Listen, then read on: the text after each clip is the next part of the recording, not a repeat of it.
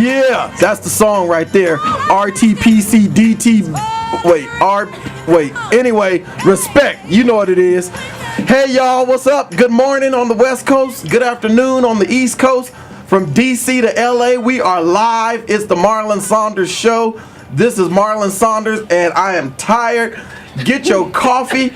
Get your donut. If you're on the East Coast, get your burger, your burrito. Log on. Well, if you listening to this, you already logged on to what you need to be logged on to. Sit down somewhere and spend the next hour with me. Let's talk. Let's chat. Let's have some fun. For the next hour, let's wake up. It's been a long week. It's Saturday, though. We made it. So here we are. Listen.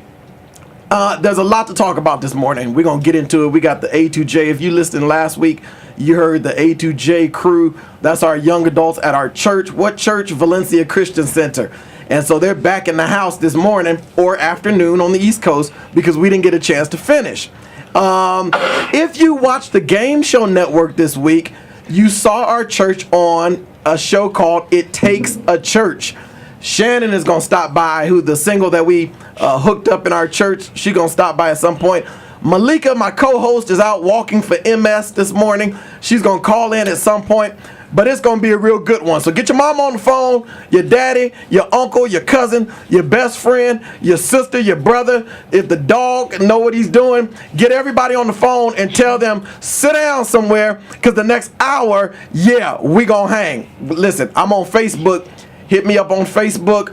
Just search for Pastor Marlon Saunders. Oh, did I tell you I pastor that church, Valencia Christian Center? Booyah. Look, log on to Facebook, search for Pastor Marlon Saunders, or go to Valencia Christian Center, valenciachristiancenter.com or .org. Either one, you'll find us. What else? You can go to marlon-saunders.com. You can go to marlonsaundersproductions.com. You can go to, listen, just Google me. I'm there. Don't get me confused with the R&B singer. It's two of us, but I'm the one on the radio. I'm the one that pastors the church. I'm excited to have A to J here in the house. I'm going to ask him. We're going to get right to it. I'm going to ask them, starting, let's see, you can't see me, but to my left anyway. Introduce yourself so everybody know who's in the house this morning. Janae's in the house. Cicero is here. Ebony. Deja. Coffrey. Chrissy. Kenny Wayne. Yeah. Just wow. So let's get right to it, man. Listen, first of all, did y'all see the show? Did y'all see It Takes a Church? Yeah. What did y'all think? Because I got something I really want to talk about, like, for real. But first, let's start here. What did y'all think of the show? I thought it was pretty good. It was a good show. Some interesting guys on there for sure. Konnichiwa. That's really funny. Said that was All right, so what do y'all think? What was the best part about? And Shannon's gonna come in later, and we're gonna have a little bit behind the scenes conversation about it. But for you all watching it, what was the best part about the show? Don't all talk at once. I think it was the fact that we actually took the time to try to have one of our members find love, or at least find a good match so she can find love. So that's what I feel. All right, now here's my question. Here we go, y'all. Get ready to call in. The number, area code 661-298-KHTS. Let me give it to you again. 661-298-KHTS. Maybe your phone doesn't have any letters on it, or maybe you just haven't gotten that far in your life. So let me give you the numbers that match those letters. It's 661-298-5487. 661-298-5487. Here's the question of the hour. Can love be found in church? Is church a place to find love? If I'm looking for love, is it right for me to look for it in church? Is that proper? Is that okay? Can my church help set me up? Is it wrong if one of the mothers introduces one of the young ladies to the new deacon? Is that out of line? Is it wrong if the elder introduces one of the young men to the new church administrator? Is that wrong? Is that out of line? Am I carnal? Am I fleshly? Am I caught up in my, as the mothers used to say back in the day, my flush? I want to know, can love be found in church? Somebody chime in on that before we go to break. Can love be found in church? Is that the right place? Or am I way out of line because church is just for worship and praise and shouting and falling out on the floor and throwing up and getting oil on me and leaving dehydrated? No, I just described a Pentecostal church. Go ahead. Yes. I think you definitely can find love in church. I guess when we come back from the break, we'll elaborate more on that. You know what? We actually have some more time, so go ahead and elaborate now. Well, I mean, I found love in church, so it can definitely happen for anyone. That's Janae talking. Okay, so listen. Let me ask you a question. Oh gosh. What are you, okay, first of all, tell everybody how old you are. 24. 24, okay. And she said she found love in church. Okay, what were you looking for? Jesus. That's hilarious. So then, when you decided I have Jesus, and now Jesus wants to bless me with someone who, you know, I can date or whatever, what was your criteria?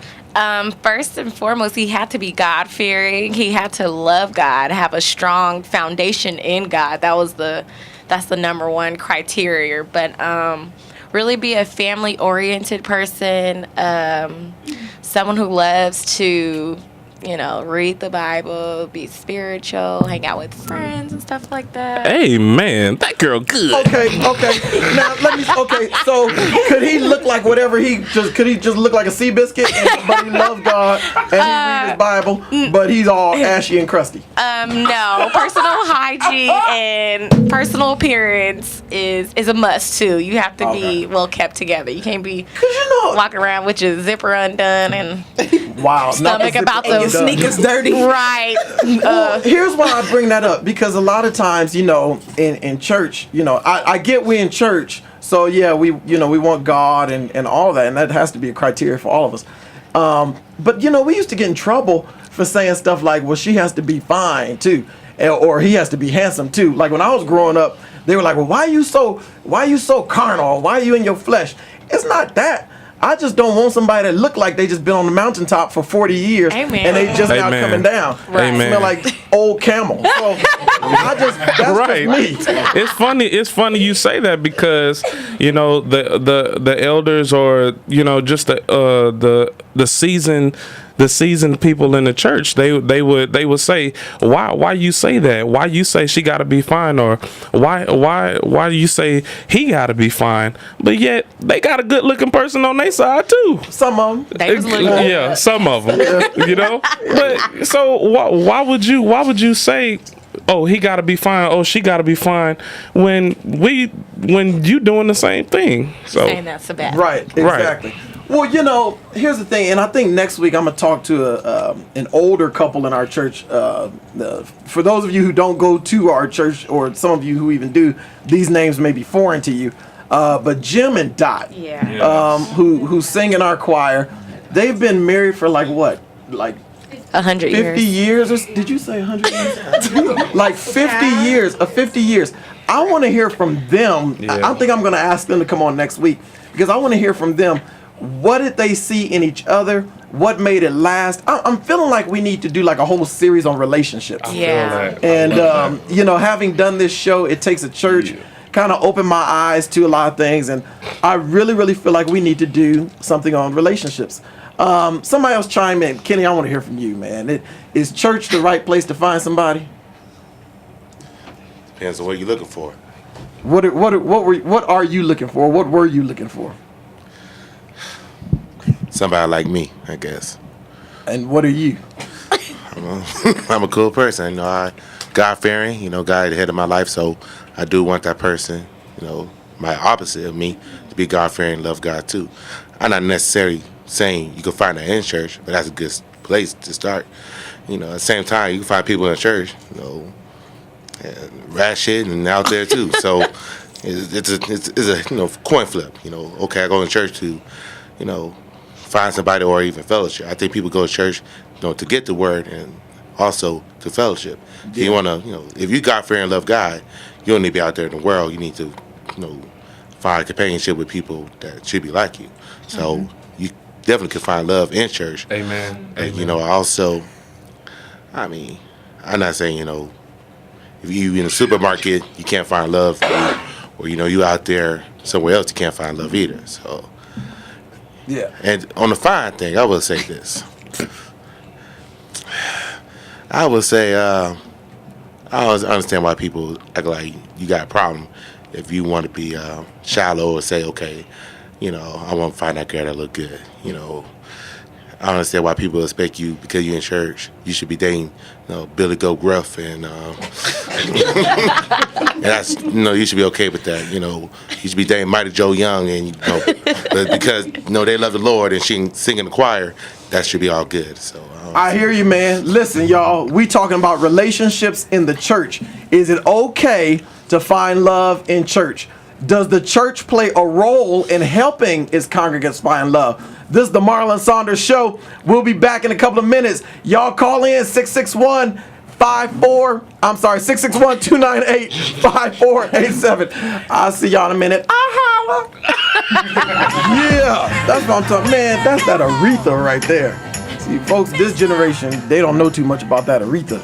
That's long before your Beyonce, your whatever is singing now. Yeah. Aretha, Rihanna. man, Rihanna, thank you. And I love them. I love all of them. But if there was no Aretha, now some of the older people listening right now, you like, well, somebody got Aretha started. Okay, well, I don't remember that. Okay. I don't remember. I don't go back that far. Yeah. You go back to, well, you missed it when Moses and the Israelites had their album out. Yeah, I wasn't there when they did that. You missed it when Joshua and the tribe of Judah came out. Yeah, I didn't get that release. And so anyway, I go back to, I actually kind of started with Michael Jackson. And Michael Jackson, that's my era, right? My son, he does stuff now, and he's really into Michael Jackson, but I had to school him because he was about to credit Chris Brown and credit a whole bunch of people. I'm like, dude, if it wasn't for Michael Jackson, that's right, most of these people wouldn't even be around today. Mm-hmm. Yeah. So, don't Michael get Jackson, me started. James Brown. Brown. Mm-hmm. The thing about James Brown, he was so cold,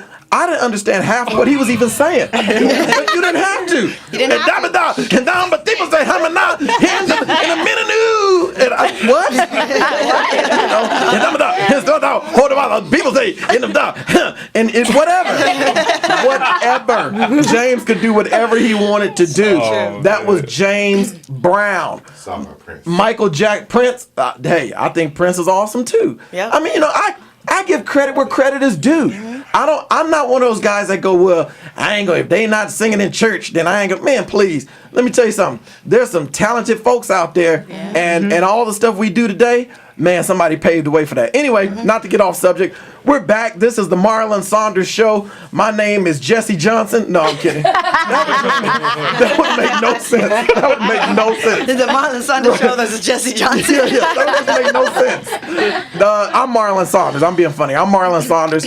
Y'all call in from D.C. to L.A. I know you're listening. Love y'all. Thank y'all for the love. Listen, it's been a big week. We were on, our church, Valencia Christian Center, was on It Takes a Church this week with Natalie Grant on the Game Show Network.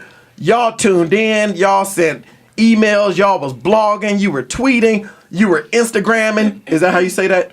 You were Instagramming. You were Facebooking. You were gossiping. Y'all was doing all kind of stuff this week. Gossiping? What? Y'all was doing all kind of stuff this week. And man, y'all showed some real love. So thank you, thank you, thank you.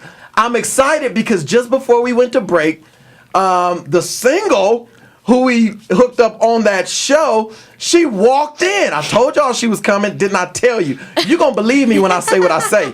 She was walking in just before we went to break, and she's joining us in the studio today. If you watched the show, you saw Shannon on the show. Y'all give it up. Shannon's in the house. Right? What's up, everybody? What's going on? Shannon, how you feel? I feel great. Cool. Okay, listen. Before I get to like some of the specific questions I have for you, How did you feel about doing that show? Like overall, how did you feel? I mean, when you first came to me with the idea, I was really nervous. I mean, I'm putting my love life on for everybody, Already I'm embarrassed about being single, and then I have to put it on for the world to see, let them know all my ins and outs of my love life. So, I mean, it was pretty difficult, but once I got to meet all the producers, I knew that you were going to be on the show with me. We make it super easy because you're super fun to be around, and your energy makes me comfortable. So after that, it was real fun. It was real fun. We had a great time. It was a lot of fun. Now, you made a couple of statements that I kind of want to expand on this morning. One of the things you said in one of the parts of the show, you said, I'm not looking for a perfect man. I'm just looking for a good man. Mm-hmm. That's huge because a lot of times I think we ruin great relationships because we're waiting on somebody to be perfect. Get it all right. Oh, yeah. And none of us get it all right. So kind of explain that, that statement. I mean, I think a lot of women want men to be exactly what they want. They picture him to be perfect. And, in reality, the woman's not perfect. She still don't have his stuff together, but she wants that man to have his stuff together. And, I think that a lot of women get confused with the media, with everything going on, that they want this kind of perfect man, but they ain't no perfect man. Yeah. My parents have been together for 38 years. Wow. And my grandparents as well. So, I take a lot of advice from them. I listen to what they say, and they tell me stories. And I mean, it ain't easy. I mean, they go through rough times. It's not easy. You have to compromise. You have to, love each other no matter what. You're always going to have problems. You're bringing two different lives together. So it's always going to be a difficult thing. So, that's what I said by that, just learning from the leaders in my life, Yeah, y'all stop expecting everybody to be perfect. That is a very unrealistic expectation. Ain't no perfect man. No. Ain't no perfect man. I said there's a clip on the internet right now where I said there's no such thing as a perfect church. And I said in that clip, I said there's no such thing as a perfect church. And if there is, you steer clear. Because by the time you get there, boom goes the dynamite on that one. Right. And so there's no such thing as a perfect woman. There's no such thing as a perfect man. So y'all stop kicking each other to the curb because somebody did something stupid. You done some stupid stuff too. Stop kicking people to the curb because they said something, did something. Man, knock it off. Knock it off. Okay. Anyway, all right. So, and you know what? I realized too, my grandparents told me something. They said something and it stuck with me. And they said, back in our days when something broke, we stayed with it. We fixed it. We didn't throw it away. Wow. And that stuck with me because in relationships now, if something's wrong, peace. Next one, there's more fish in the sea. But you ain't even try to work it out with the one that you have. So what do you think? Wow. So that really stuck with me when something broke, you fix it. You don't throw it away. You don't throw it away. Man, I hope y'all listening. Now we're not talking about putting your life in danger. There's a lot of fish. We're not talking about putting your life in danger. We're not talking about violence. No. We're not talking about that man comes home and no, he's nothing beating like on that. you. We're not talking about that kind of stuff. We're talking about the stuff that can easily be repaired or fixed. Stuff that's not detrimental to your health. Or, if your man is not making $60,000 a year, you stick with him from the bottom. And when he do make that $60,000 a year, you're gonna be treated right. You're right. Be there with your man when he's starting from the bottom. You don't deserve to be at the top with him if you ain't at the bottom with him. And women don't understand that these days. So many of my friends are like, he's an NFL player. He's this. I'm like, who cares? Like, how does he treat you? Yeah. He buys you stuff? That's it? Like, how does he treat you? Do you guys have chemistry? Do you have a friendship? Yeah. There's so many other things that are more important. I think young girls are misled these days.